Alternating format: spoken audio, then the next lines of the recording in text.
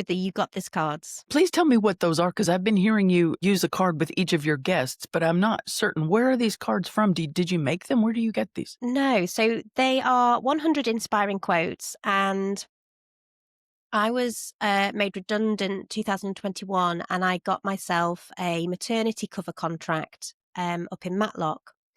And I was working with a group of students on their devised project. So it was GCSE drama, it was component 2 devising.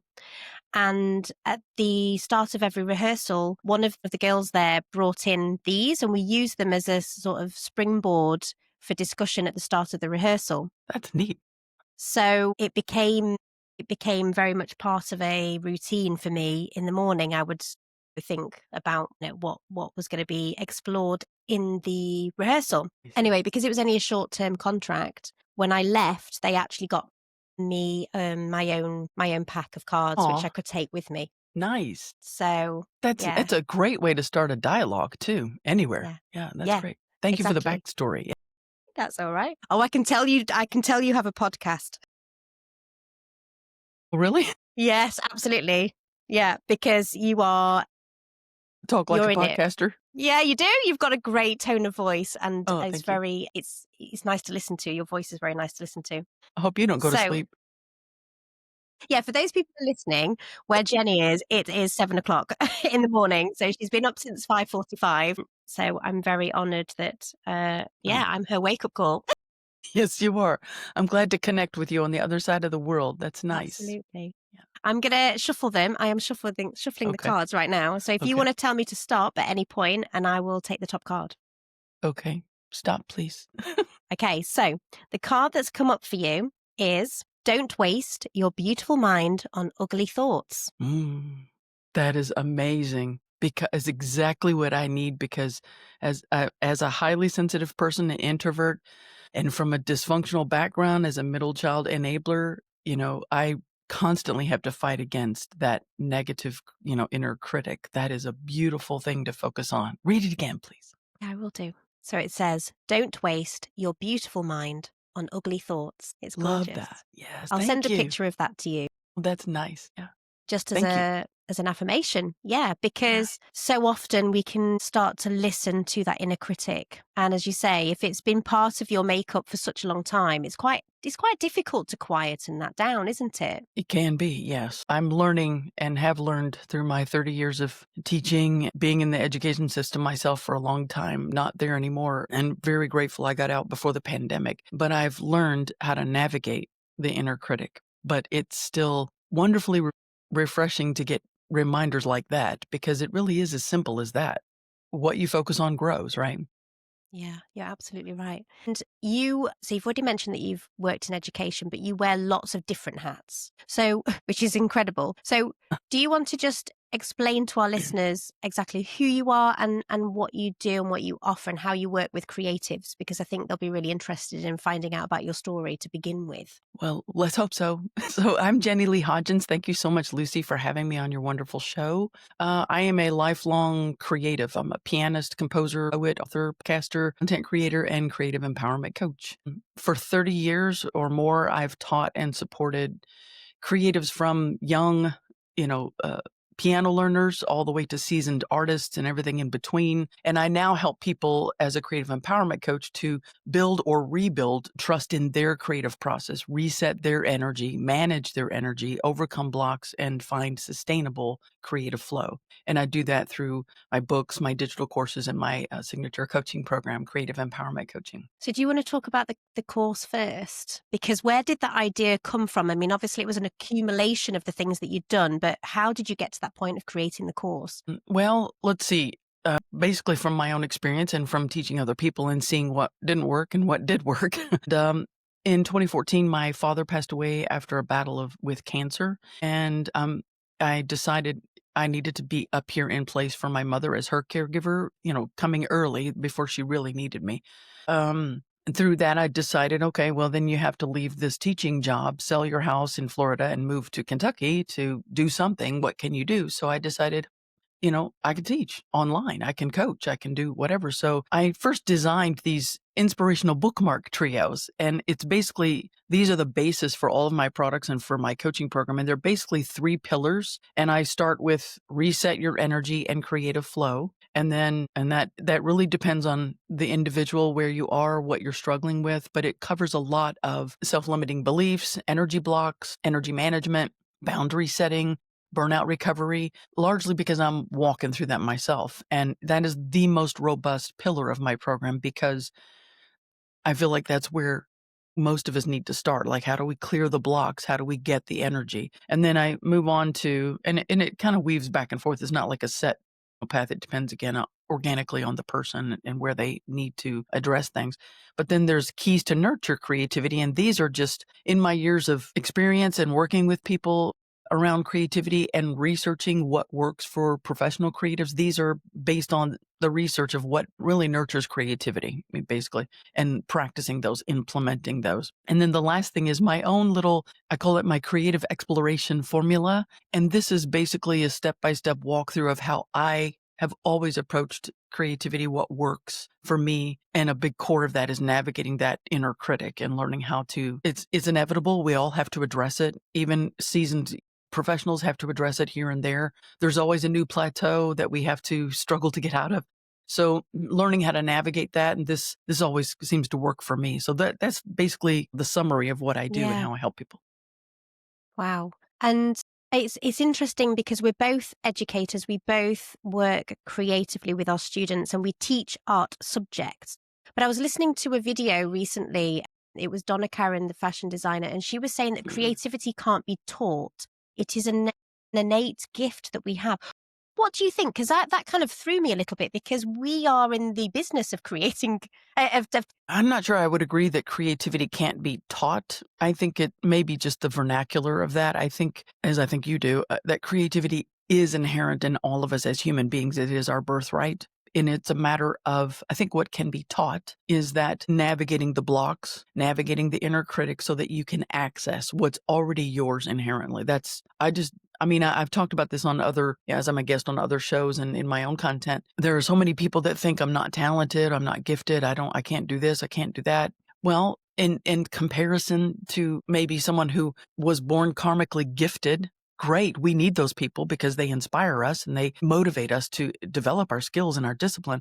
But if you can't do something, there's nothing that's stopping you from learning how to do it. That to me is, in a nutshell, my response to that statement about creativity. It can be learned. I You just think got to so. tap into it. You've got What to do you tap think? into it.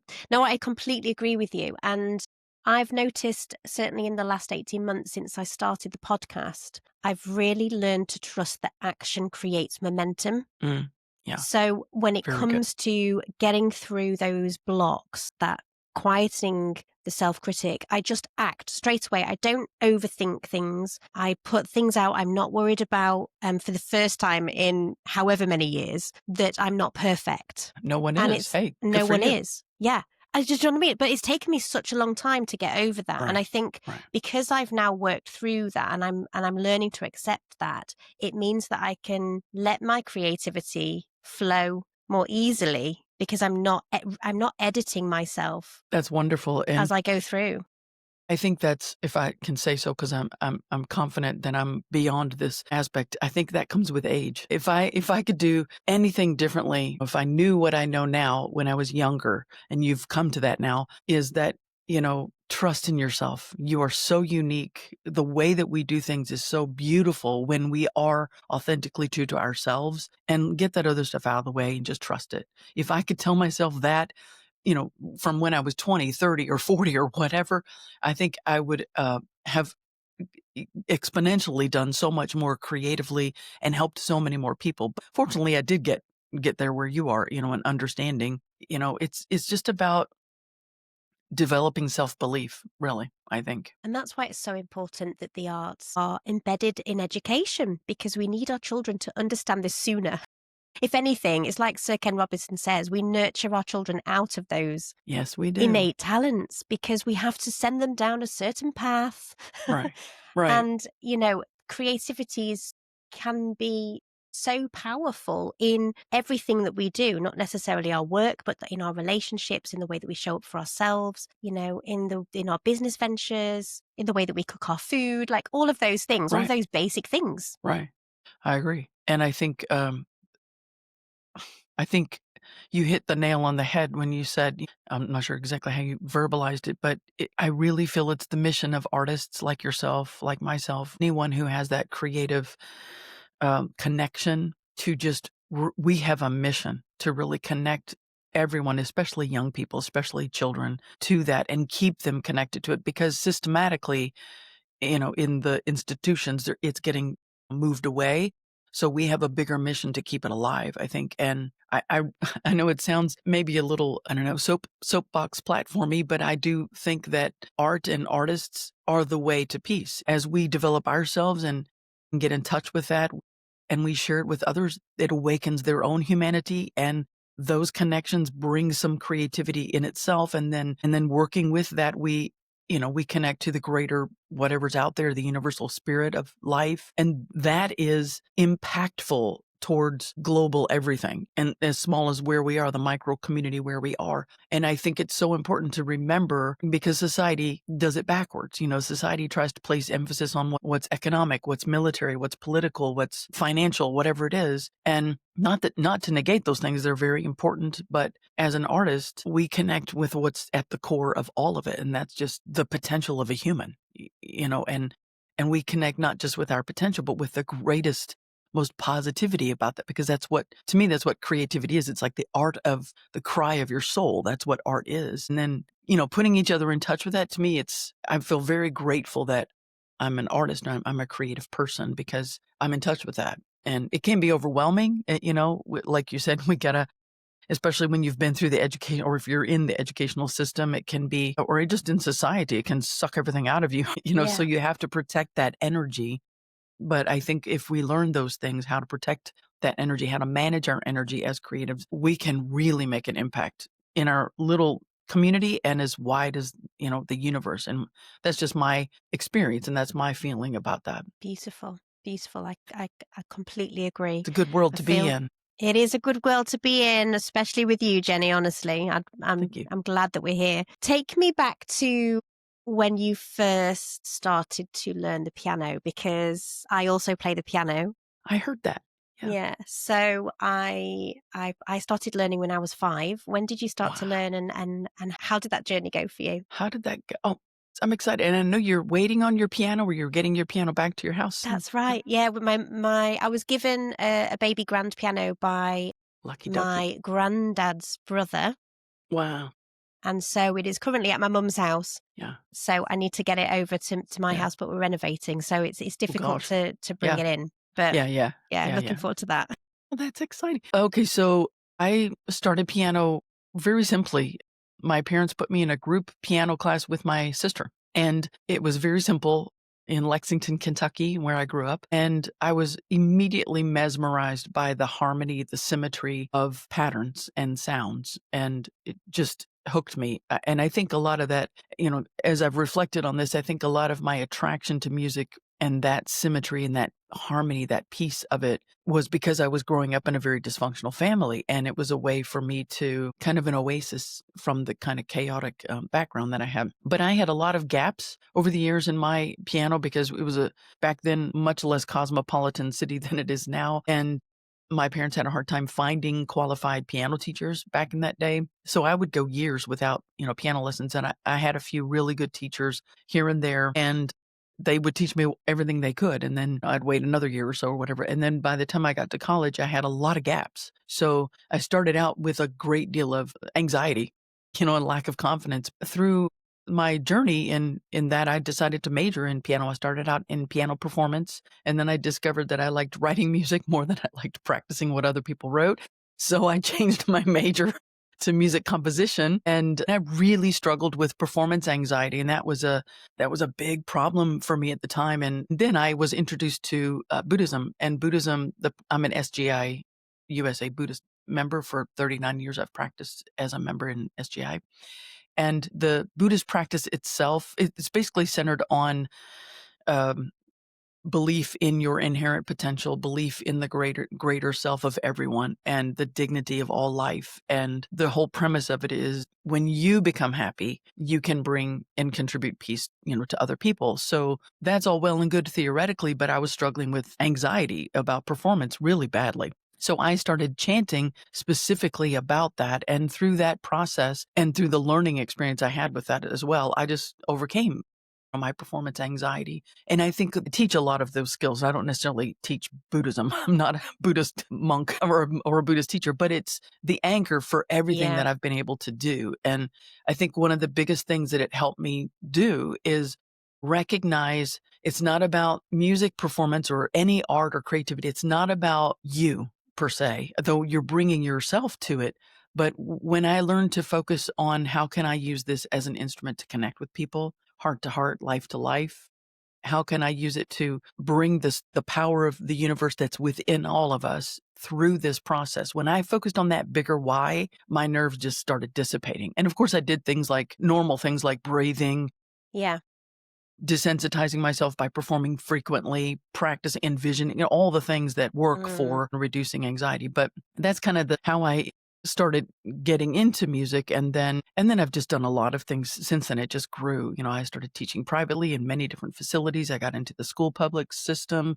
I lived in Japan for 5 years and taught over there and put together my music theater CD and performed around doing my music there. And I've just gigged wherever I land myself. I Yeah. just, okay, where do I bring my creativity? You know, Yeah. and I've Where are just my kind of flown. people? Yes, exactly. Just go wherever is needed. So, yeah. Mm, I love that. And it sounds to me like we've got a lot in common because my degree was in music, theatre performance and Yeah. music. And I also really struggled and still struggle with performance anxiety. But Mhm. I decided to go down the composition route because I've always written You did? songs. Yeah. I did not know that Yeah. about you. We Yeah. I are don't our think people. anybody knows that about me. My gosh. Everyone knows now. Don't edit that out. I So do edit carry a on. I'm lot sorry. of, and I do edit a lot of what I share with my guests out sometimes No, because, well, I think the platform is really about the guest, but I'm realizing that actually it's there's a synergy. so Yeah. much part of this platform is bringing my story to light as Yes. well. And it's that Um, conversation. So you were saying you ended up getting into composition as a degree. Yeah. So I would my final performance was in composition, but I would also gig as well. So I was a singer and I would gig Me in too. Yeah. local pubs and clubs and things. And then when I finished my degree, I was going to apply to be on the cruise ships, but actually I fell madly in love and I ended up moving to Cornwall and followed my heart and lived in a caravan for a little bit. And then I slowly started to come back to yeah, my creativity, my music, my dance. What sort of music do you compose? Different things. For example, I've scored for about a dozen indie films. So, from the music that I use for that is typically orchestral, a lot of percussion, strings, sometimes horns, piano, of course. And the musical theater is a 12-song original musical theater CD, basically, that I wrote. I used to, sing a lot. Like you, we're very parallel in our stories, except I haven't fallen in love yet. So, Okay. red Is time alert. yet? Everyone listening, who's the guy next to you? Anyway, and then I've done a lot of contemporary classical piano pieces, of course, because my classical Mhm. background and then my own take on it. It's kind of modern contemporary classical stuff. Yeah.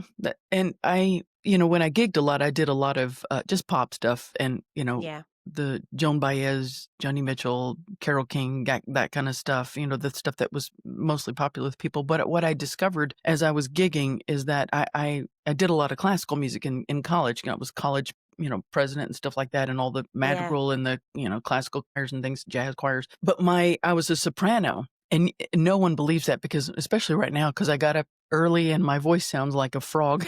This morning I sound very low. But as I performed, I recognized this high soprano that I've been using since college is really not as accessible to people. I mean, in musical theater, it's not so bad because there's a range there Mm. and I can do that. But I started lowering my range, the octave, and started singing things more in a speaking Mm. range for people. Not quite this low, maybe a little higher. And that seemed to make it a little more accessible when I did pop stuff like that instead of the high range. That's interesting to me that the general listener gravitated more toward the lower ranges of voice, Yeah. whereas musical theater, you can get away with all kinds of range and soprano because it's kind of the nature of that art form, I think. Anyway, I don't know why Yeah. I said that. I need to wake up. Because this is the thing, that we're just meandering. We're just meandering through the wilderness and we're Yes, having a little chat. It's I very like that. relaxed. I like that. Yes, Because it does feel like a wilderness. yes. I often come and sit in the conservatory and I sit here and I think, what am I doing? What the hell am I doing? Am I like trying to bring so many different identities together in this platform and in this podcast? And it's a real journey. And I'm beginning to hate that word, but Right, it gets overused, yeah. it does. But it's like the personal growth that comes Mm, from investing in your creativity yes, is and yes. so important. Yes, and that's one of the things in the keys to nurture creativity and those research-backed things that boost creativity. One of the biggest things is observing other creators' process or art, and through dialogue, that's what you're doing. And having a conversation is incredibly creative. Here on your episodes, I hear Yeah. where you go with your conversations, and things come out of that very naturally that inspire. And I'm sure you even though you may walk away a little tired from your schedule of interviews with people, it's still very inspiring. You've got all those things percolating from just hearing people talk about the way they look at things or the way they do things. Yeah. I am so inspired by all of my guests. Yeah.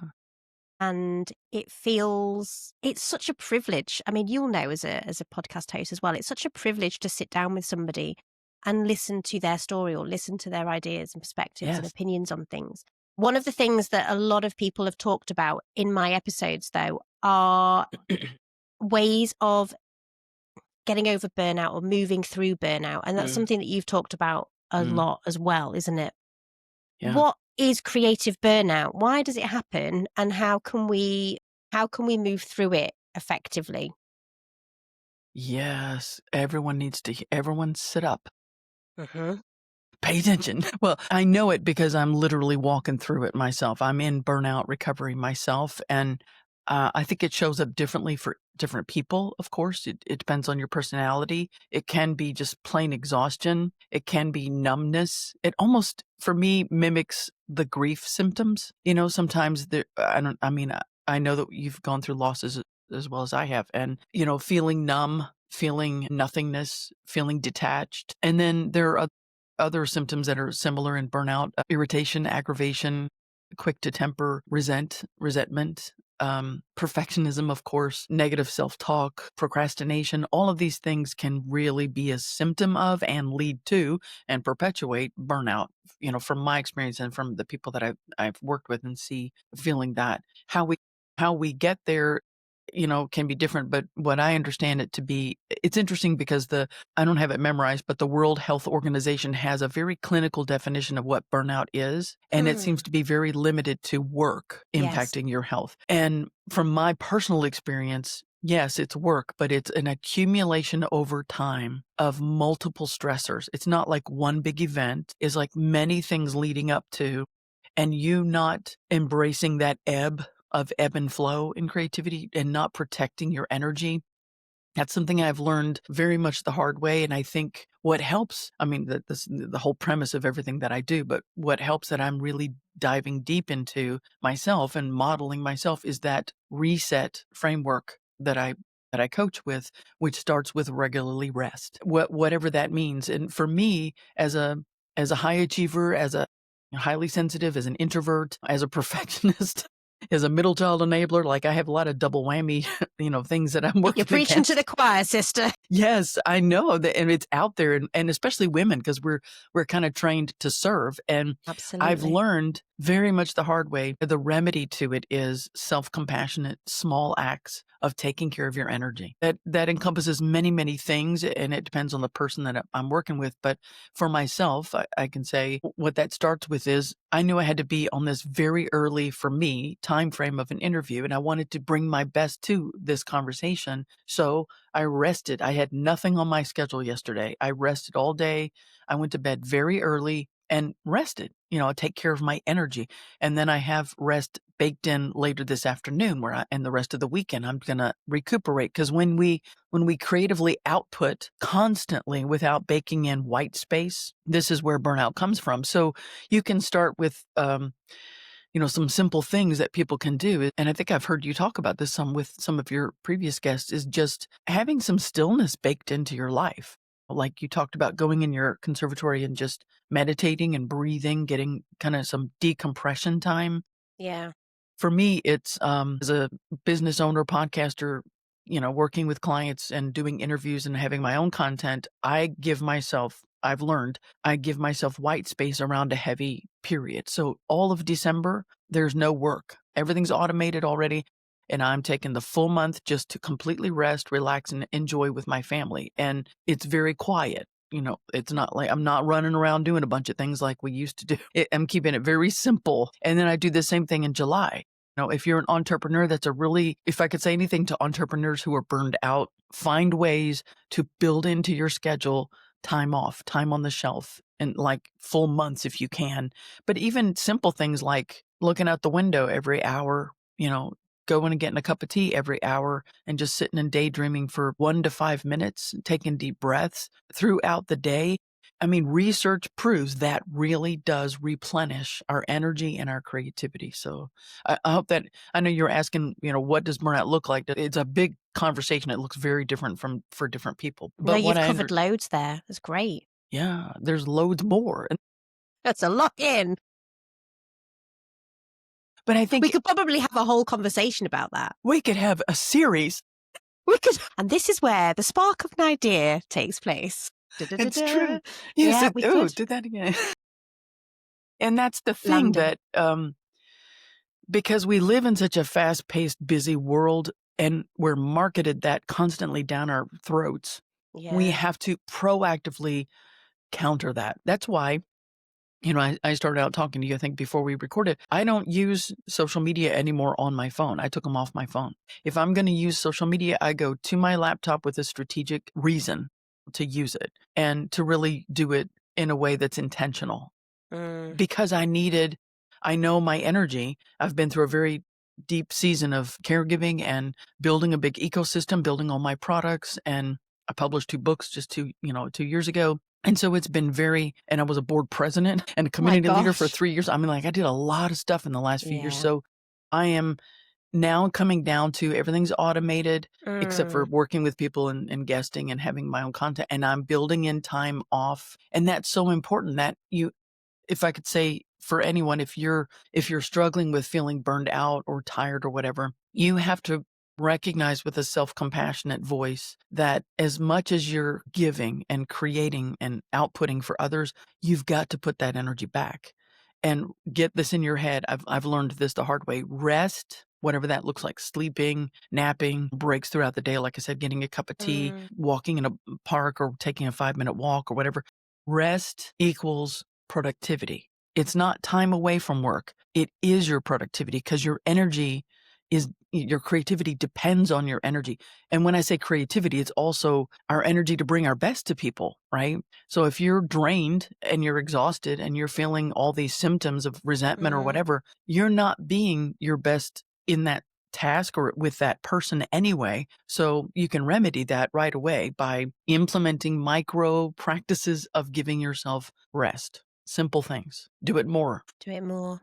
Do Yeah. it more. I think something that works for me and may work for others is time on my own. Yes. Autonomy. I've Yes. realized that with being in a classroom day in, day out, I actually went part-time this September, so I have the Fridays off now because I needed the time on my own That's away good. from people I love and a job Right. that I love. Right. But I need that. And yesterday, Yes. my other half went out, so I put my little boy to bed. And I came downstairs and I'd opened my laptop because I was going to be editing an episode, but I sat on the sofa and I switched the TV on and a film was on. I don't know if you've seen Pillow Talk. Have No. you seen Pillow Talk No. with Doris Day and Rock Oh, Hudson? I love those old my films. mom would love that. I just love those old films. They don't Yeah. make them like that anymore. Boy, don't. They sure don't. It was so lovely. And I I almost switched off because I thought, no, I need to get on with editing this episode because I know that the weekend's going to be busy. We've got family commitments, Mhm. and then the episode's going out on Monday. So, and I don't want to be working in the evening. But I made myself sit down and I watched the whole film, and Good I for you. absolutely loved it. And I That's the came way away you do it. thinking, I feel Yes. rested. I feel rested. I feel relaxed. Yes. And I did do a little bit of editing after that, but then I went to bed and and then slept in. That's the way you do it. You wouldn't have done it if you didn't need it, so No, good for you for I honoring know. that. That's Yeah, it. That's it in it was action really right there. good. Yeah, Yeah. it's finding what works for you, I guess. Yes. And would you talk to us a little bit about your creative cord? You release is it every month that you release episodes? From what I can see, it's every month. Is that because you're trying to work around other things like your client Yeah, work and I started out every week, and then I did biweekly episodes while I was publishing my books, and then went back to weekly, and then I added a YouTube version of it, so it was bi-monthly YouTube and yeah, bi-monthly podcast, and I decided, "Okay, it's time to slow your roll." So now it's monthly, so that and it's just a monthly whatever it is, so that, yes, I'm managing my energy better so I can work with clients, so I can, put better content out, and so I can free myself a little bit more for a more sustainable workflow, and, of course, being a guest and interviewing yeah. and having guests on my show, having space for it, basically. And are you in are you in your studio now? Is that where you record? Yes. This is just my relaxed space. There's a TV over here on the Yeah. wall, so I'll sit back there and chill out. Sometimes I'll practice piano here at times or use my Mm, computer to compose with it. I have speakers here, so if I wanna listen to something, and this is where I do all my podcast recording. I just started very simply. This is an old Shure 58 microphone I used for, like, 25 years gigging as a yeah. vocalist. You start where you are. Use what you've got kinda thing. Use what you've got. Exactly. I mean, when I started this, I didn't even have a laptop and I didn't even have a microphone Yeah, because I'd got yeah. rid of all my stuff because I'd moved around. So I just had to, start again. And it's something that you talk a lot about is creativity allowing you to process and move through very dramatic, but not always, but life transitions. And you've spoken a lot about this. Obviously, creativity does play a part in moving through big events in our life, but sometimes Mm. we just can't access it because we need to sit with the emotion Mm. Yeah. of whatever we're going through, right? And yeah, and absorb life. Yeah, that's again back to that ebb and flow thing. Creativity has its own rhythm. Through many losses that I've experienced, many of them very sudden, at least 4 people, that in my life have passed away unexpectedly early, from my brother before he was 29 in a car crash to very lifelong close friends that, died within a couple of months of a cancer diagnosis or someone who passed away before 50 of a heart attack. I mean, so when I've gone through those inevitable losses that we all go through, those were times it differed, per situation, but there were times that I felt nothing. I didn't want to do any kind of creative anything. I didn't want to write music. I didn't want to create poetry or write lyrics. I didn't want to even play the piano in some cases. But I've learned that that's okay.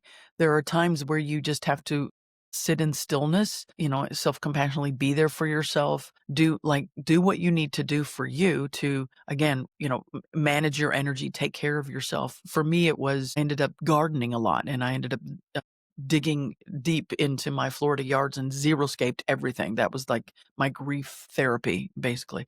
I created an oasis for myself of native plants and a pool in the back, and I didn't do any composing or poetry most of that time.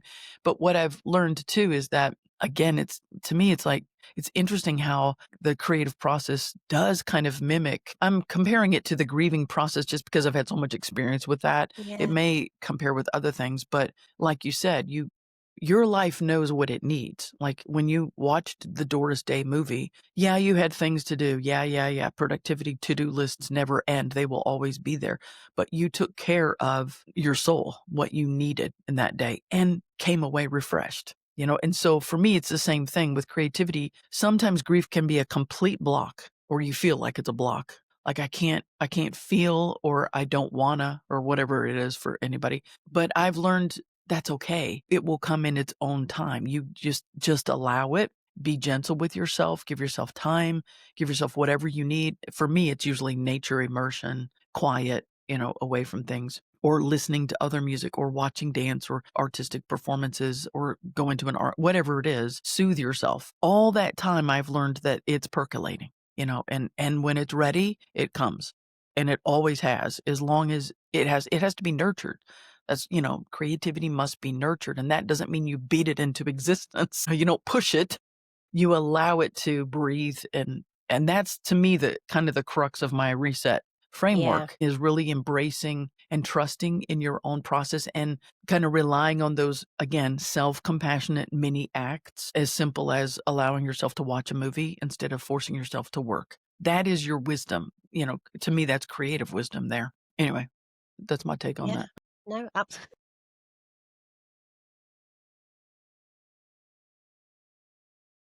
I have more, but I want you to speak. Honestly, you are delightful. So, Funny. are you going to talk about the two books that you've written Thank you. and how they came to fruition and how you Yeah. how do you manage everything that you're doing? Because I'm I don't know how laughing. you do it. I don't know how you do it. Well, that's what led me to what I do, because I burnt Okay. myself out, I Always recognize pushing. that what we go through is training for our life. And Mm, based on my belief system, the point of that is to overcome it myself so I can encourage someone else through it as well. So how that came about, just FYI, I have two books. I have them in front of me. One is Start yeah. Piano: What You Need for Successful Learning, and one is Kaleidoscope of the Heart, a collection of poetry and lyrics. And the Start Piano book was simply, I just thought, okay, I actually have another book that's like halfway done about effective piano practices. I've got to get to that later. And I Hmm. have other things, in long story short, waiting for me to finish. And there's an endless list. That's how creativity works, I guess. Yeah. The Start Piano book is simply, okay, I taught piano for, 30 years. I gigged as a musician for over 25 years. I'm a composer. I got stuff people can use. So let's just put it simply, the basis of this book, and it's actually a course that's going to come out January 6th. The Essential Piano Basics course is literally based on this book. And it's basically all the same questions new and returning learners always asked me every single time when Mm, they were coming to me from somewhere else or for the first time, and how to get started, how to move through piano learning with the best setup for your success, and how to work through plateaus, what your mindset, what's the best mindset to really start with and come back to. Simple things, foundational things that make incredible impact on your momentum and your progress in piano, mm, that most people, because of marketing, try to skip by, and then they hit that wall, and so they come back to it. So that's the reason I did that. And then, as I said, I'm working on an effective piano practice book that kind of encompasses a lot of the different piano practice strategies that have worked for me and my students, and just giving people some ideas to work with, because sometimes you get stuck yeah. and you want to find a way through. And then the Kaleidoscope of the Heart book is an interesting thing. I have a very good friend who wants to just remain anonymous. She's very, very private and humble, but she has been a lifeline for me through many, many struggles in my life. And over the years, many times I would just put together chapbooks of my poetry and gift them to my family or my friends as a holiday gift, just a few Mm, poems, and not, heart to heart gift to somebody. So I thought, I'm going to do that. I'm going to pull out some of my poems since I've moved up here. I'm going to go through some stuff and pull out something just to say thank you to her, just to send her a gift. oh. And as I started working through all those poems, I thought, holy cow, like I have a lot of, I have a lot of, well, I don't know that I'm just saying I have a lot of poetry and lyrics. And I thought, you know what? I might as well, to honor myself, to honor my Mm, creative spirit, put it together and publish it. And so what started is I was just going to gift her. First of all, I couldn't decide which poetry or lyrics mm. to limit it to for her. And I thought, well, I'm not going to know that until I go through all of it. And then it was like this endless drawer, Wow. you know. And so I ended up just putting it into sections, so they're like, the chapters are nature, alone, hope, doubt, artist life, loss, relationships, lyrics. Those are the basic chapters, in the Yeah. book. And so I ended up writing a thank you to her in the preface, of course, for it, and I gifted her the book. That's kind of where Oh. it came from. And yes, I think there could be some of those that could have been left out. maybe didn't really meet the mark of whatever. But I have submitted my poetry and had some things published before in, like, literary journals, but and I I'm just not into that whole process. To me, that's more about waiting for someone else to approve Mm, my work.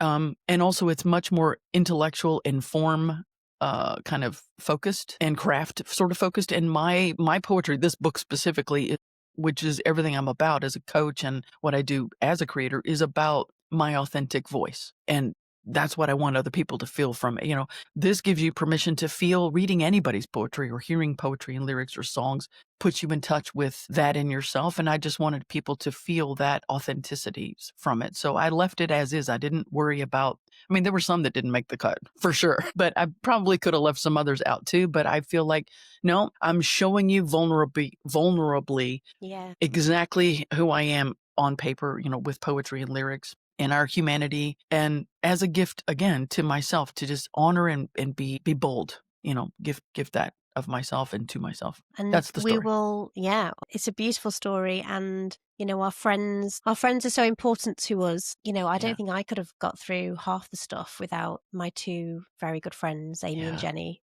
I've known them since I was about 9. Wow, that's And they amazing. Yeah. know who I am. Like, if I need a reality check, they're like, "Luce, you need to rein your neck in." That Like, is oh, wonderful. That is yeah, they wonderful. they Many keep me people in don't check. yeah, many people won't be brave enough to tell you what you really need to hear. That is a benefit and a half. Yeah. Absolutely. Yeah. I mean, they've held me. They've held me through a lot, but to be able to give them something like that, we'll put the links to both of those in the show notes Thank you. so that people can That's very come nice along of and you. have a look at them, definitely. I appreciate that. And I think I might need the first book as I start to come back to the piano, so I'd like a copy if that would be okay. Oh, sure. Because I think I'm anxious about coming back to the piano because it has been such a long time. I've not touched the piano keys for many, many years. And I just want to circle back. I said, I'm sure they're all beautiful. And you went, "Oh, I don't know about that." Or I said there's something about they're really, really good. Yes. And you said, "Oh, I don't know about that." Quality-wise. Yeah. Quality wise. I know you've talked a little bit about the inner critic. Yeah. It's still there. It's Yeah. still there, isn't it? It still comes out every now and again. Do you find Right. it hard to kind of take those compliments or Well, I be think I told should how brilliant you are? Because wow. I do. Yes, I think it's normal for anybody to wrestle with being praised, sometimes. But what I meant by that was yeah, I'm glad you called me out on that. What I meant by that was with regard to what some people in the literary journal world would consider Mm, quality poetry. Some of mm, it in my book is fits that, but not all of it does. It's not that kind of poetry. That's what I meant by you know, demurring or whatever. mm. I think a lot of it is powerful and it certainly is emotive and thought provoking and soothing and also very raw. A lot of the things about grief and the experience of that and is very real. So it kind of runs the gamut of things is my point Yeah, with that. But yes, I think I'm glad you mentioned that sometimes it's hard for us to accept praise or compliments. And I think that's worth just pausing and listening to and recognizing for myself. I appreciate that. The way I look at it is be careful, Jenny. You don't want to slander yourself. That's a exactly. negative cause. So just accept it. Thank you. And move on. I also have the battle of not wanting to become egotistic or arrogant. So I'm always on the watch for don't get a big head. Yeah. I absolutely hear you on that. I absolutely hear you on that. It's stay humble, but accept the words that people say to you when they connect with you, when Yes. it resonates, thank you. Yes. Because I think sometimes, I know I have a tendency to do this. I'm sure people listening to this will as well, that we are always trying to prove ourselves to Mm, someone, mm, especially with our creative work. We do mm, want to feel like it's good, whatever that means, good. And if it's not good enough, then we keep pushing and pushing and pushing. mm, And, yes, it can lead to burnout, but you end up sort of resenting your creative work as well because you're just beating yourself up mm, about it mm. not being what you think everyone wants. Creating art is just fundamentally, it is for you. Yes. And what you've just described there is to me, a very great description of the inner critic. That is that thing that we have to navigate. It's not about your best creativity is really not about your skill, your technique, the discipline of it, or comparison to whatever is good or someone else's version of it. I think that's so important that everything that I teach in my creative exploration formula is about taking that inner critic off, take your head off, set it aside, and leave him over there. Leave the editor hat over there, Yeah. and just really connect with your voice, your inner intent, your inner heart, and what you want to say and how you want to say it. And recognize that, yeah, we're going to always be battling against that critique inside us. And as soon as you are aware of it, that self awareness, take that hat off again and Yeah. just really focus. And I wanted to go back to, for example, you're wanting to go back to go back to your piano again. So, what I would say to that is this same kind of thing. Keep it really small, keep it really simple. Start in a very simple way. We don't start by climbing the mountain. We start by taking steps, right? And so this applies to all kinds of creativity, anybody that wants to dive into it or somebody burn out or whatever. But I would say, and I'm sure through your dance and through your composition, through your piano background, if we start with dedicated small time marked out daily for our creative exploration, whatever that is, whether it's 5 minutes, 30 minutes, an hour, whatever you want to dedicate to it, start small just by giving yourself a dedicated time for it and stop worrying about being good. It is not about being good. It is about the process. Everything I do, everything I've done, I never thought about the outcome when I was putting together these books. No, I just thought, what can I do to serve others? What do I Mm. have? What message do I have that can help other people? Go with that intent. Don't worry about being good. Just give yourself permission to explore. And with piano, it might be 5 minutes a day. With poetry, it might be like jot down a phrase or two here or there, every day, or in your morning journaling or whatever. With composing, just play a handful of notes. That's it. And so what I'm trying to impress is that when we're getting back to or trying to explore or break through a burnout block or curious for the first time and nervous about it, consistency is far more powerful than any kind of pressure, right? Creativity grows through our curiosity, through our self-compassionate non-judgment, just showing up in small acts of consistent practice, not through perfection, not through thinking about perfection, right? Just start small because it's research backed that we don't need much time. You need like 5 minutes a day to start exploring whatever it is, and that starts opening up your creative flow. It's not about the pressure we put on ourselves. It's about small acts of consistent practice without judgment.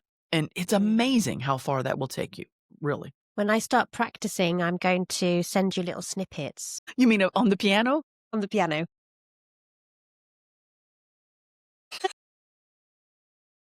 That's actually Following good day. for Ba, you. ba, I mean, ba.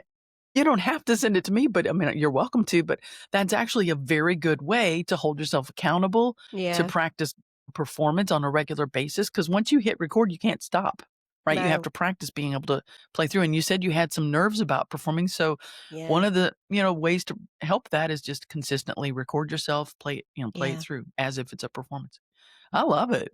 And I'd I like to think when see it your comes to piano. the yeah, well, I'm going to take some pictures of it actually because that's the other thing. Visualization is so powerful. Mhm. If I can see the picture of the piano and I have it in my Yeah. conservatory or have it in my house, Yeah. then it's on my mind then, and Right. then I can bring that to the energy I love of the that. house and my intention. Yeah, baby. But yeah, but the other thing as well is that I want to encourage my little boy to play, Yes. How old and is he? so he's 5. Yeah, yeah, He's yeah. 5. And the way that he is, he's a very sensitive little boy. He's got great rhythm. Like when we put music on, he can clap the beat. He can feel it. He's very expressive. So Yeah. there's an artist in there. I know there Yeah, I is. heard you talking about how he dances around the piano, uses the piano, Does. the bench as props, Yeah. and look at him go. Honestly, he's just adorable. And yeah, so I'm looking forward to that. As soon as the piano is in, I want to get him involved as well. Yeah, and I don't know if you guys have it you're in the UK, right? In the Yeah. United Kingdom. Yeah. I don't know if Yeah. you have it over there, but there's a wonderful, you can look it up online, Music Garten. It's German, Musikgarten, Music Garten. I taught that Hmm. for years. It's a wonderful approach for kids 5 to 9. And it's very holistic. They drum, they sing, they move, they do games, then they take it to the keyboard and, learn the music that way, holistically, kinesthetically. Yes. It's a really good one for, if he's that gravitated towards Mm. movement and rhythm when you're around the piano, he would be really suited for that kind of thing if you could find a music garden teacher near you.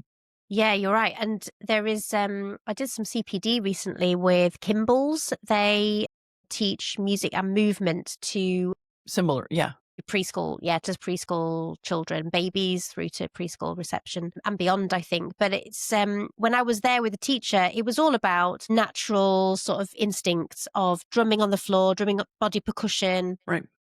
crossing the midline, all the things to help development, Movement, yeah. Yeah. movement. Yeah. So it's really interesting. But That's very good, yeah. yeah, I'd love to learn a little bit more about that as well. Yeah. So what's in store for the new year? Because you said you're going to take December off. I'm going to try and take December off as well if I can. Try and Good for schedule you. things. Yeah. Yeah, get organised. But what are you thinking of happening in the new year? What are you looking forward to? Well, thank you. First, I'm looking forward to rest and a far less frantic schedule because from January, I'm outsourcing I've already got people lined up to edit my podcast, my video, and Oh, do all my social media stuff. Yeah. Because that's been, when you're an entrepreneur and you're building everything and you're doing the job of 8 people, and plus I'm a caregiver, plus blah, blah. Yeah. Blah, So blah, blah, blah. handing those things off, yeah, blah, blah. And then January 6th, my Essential Piano Basics course opens up. And so I'm just looking forward to working more, with more clients as the year goes on. And currently I'm doing one-to-one coaching, but I'm aiming to scale that to group coaching probably by the end of next year. And just continuing, I've got a few guests lined up throughout the year and doing some series on how, similar to how we touched on today, how grief and creativity block or hinder or impact positively each other, how you can use creativity to um, navigate it and process it and find meaning and yada yada. So I've got a series there Mm, and a grief acceptance coach that's going to be a guest about that. And wow. then I have you coming up as a guest. So Yes. we're going to dive into you more deeply and what you do as a creator and some lighter stuff more about how do you nurture creativity. I've got a lot of that coming out next year and just taking it very much at a much more sustainable pace. I'm really looking forward to that. Well, that sounds really Yeah. good. It does. And for those people who are listening, you can head to the show notes. You'll find all of Jenny's links to website and your creative chord, podcast, books. Everything will be in there. And yeah, it's been amazing talking to you.